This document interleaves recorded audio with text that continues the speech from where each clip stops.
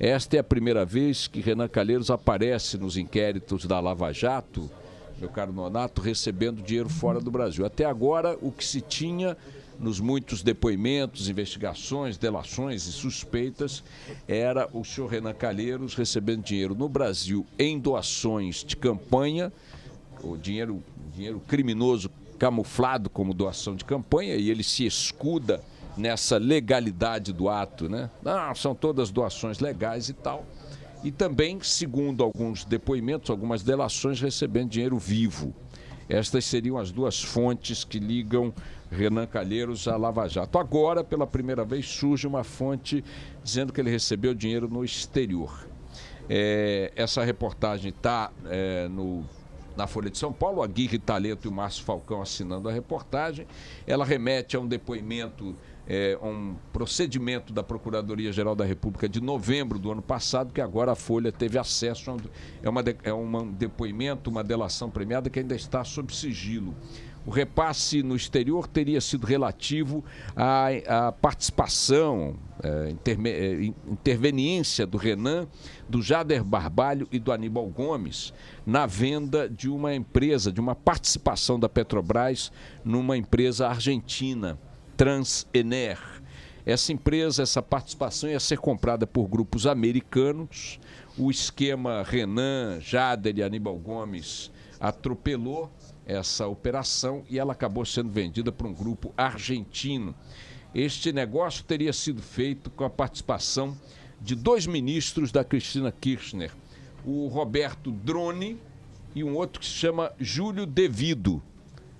Com o devido respeito, ele era o chefe daquele cara que estava enterrando 8 milhões e meio de dólares no pátio, no quintal de um mosteiro abandonado em Buenos Aires e foi preso em flagrante. Júlio Devido, para vocês verem o padrão das figuras que funcionavam como interlocutores desse trio, dessa troika brasileira nessa operação. Segundo o delator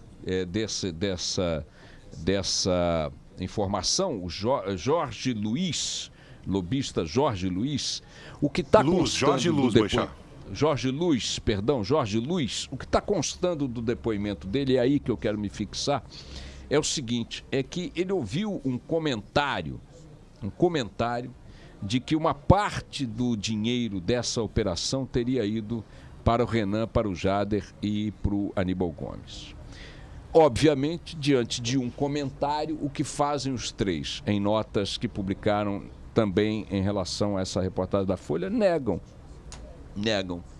Se eu comento que o Barão recebeu um dinheiro no exterior, que eu ouvi dizer que o Barão recebeu um dinheiro no exterior, o Barão fica com a prerrogativa de dizer não. Engano seu, mentira sua.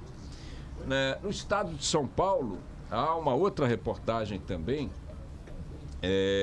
aliás, no Globo, há uma outra reportagem também, dentro da mesma linha, de que mais delações premiadas apontando para novos implicados na Lava Jato, mas todas elas, insisto eu, baseadas em acusações, em delações que de alguma forma, por algum motivo, a Lava Jato não consubstancia em provas materiais.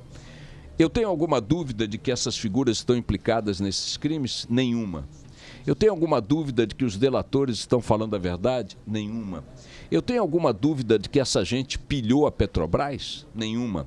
Eu tenho alguma dúvida de que a Petrobras está passando pelo que está passando, que foi quebrada por uma quadrilha composta pelo PT, pelo PMDB, pelo PTB, pelo DEM e tudo mais? Nenhuma.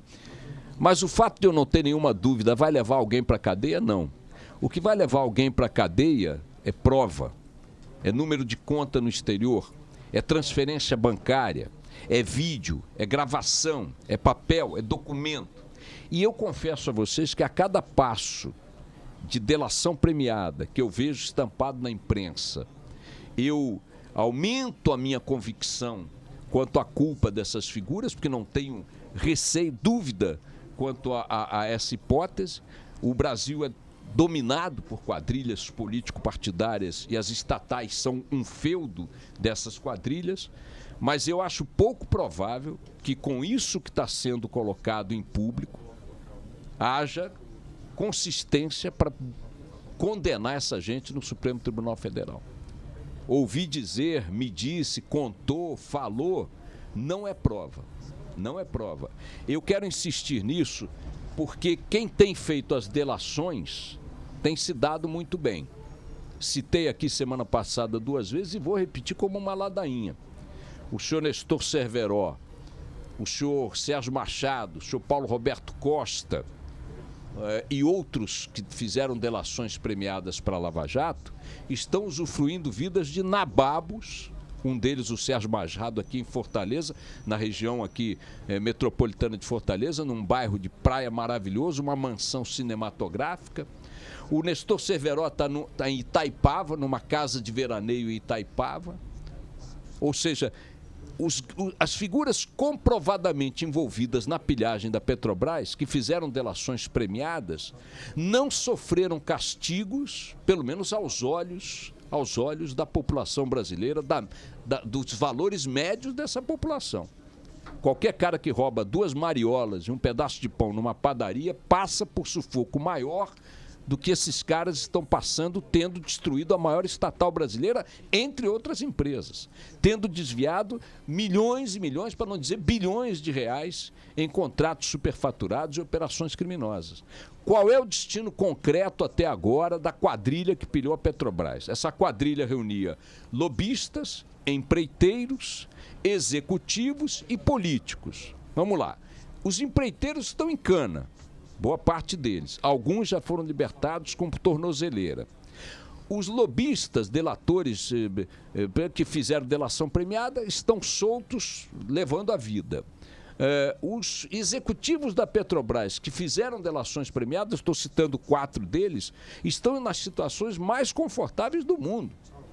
Em casas confortabilíssimas, levando um padrão de vida que a população brasileira não tem. E cana pesada, quem é que está pegando? Os que não fizeram delação premiada, como Renato Duque e outros que ainda não fizeram, e pronto. Os que fizeram delação premiada, ou bem entregaram caminho das pedras para se chegar aos grandes tubarões, ou se deram bem. E até agora, o que aparece na imprensa como delação premiada não é caminho das pedras. Pode ser que os cruzamentos que a Lava Jato tem ainda na gaveta, guardados, né? Sigilosos ainda, claro que tem que ser, levem a isso. Mas eu fico em pânico quando eu começo a ver, por exemplo, que a delação premiada do senhor Fernando Baiano remete a uma declaração do lobista Jorge Luiz, que teria comentado com ele que deu... Não tem um número de conta, não tem um rastreamento, não tem...